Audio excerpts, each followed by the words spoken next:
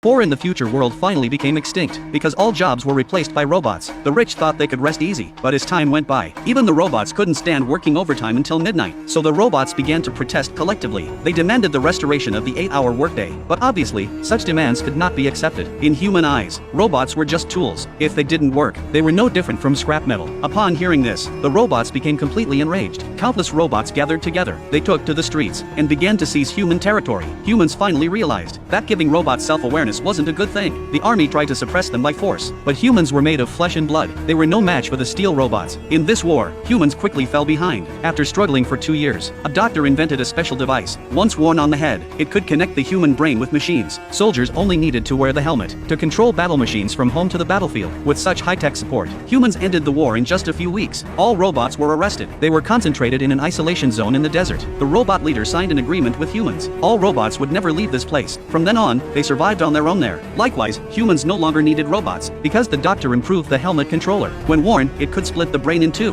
one half for entertainment, the other half to control machines for work. Human productivity reached unprecedented levels. They thought robots would never appear in the human world again. But one day, while a girl was in the bathroom, she heard strange footsteps at the door. She shined her flashlight, and discovered it was indeed a robot. She quickly hid in her room in fear, but the robot seemed to hear her location, and walked toward the room. The robot searched everywhere for Amy's figure. Finally, Amy was discovered. Amy picked up a knife in self-defense, but looking at the robot's innocent appearance, it seemed to have no malicious intent. It picked up a photo of Amy and her brother, pointed to the brother, then pointed to itself, seeming to express that it was Amy's brother. But Amy couldn't believe it no matter what, because her brother had died in a car accident. How could he possibly become a robot? Amy forcefully grabbed back the photo album, but accidentally knocked over the robot. Unexpectedly, this huge commotion attracted the landlord.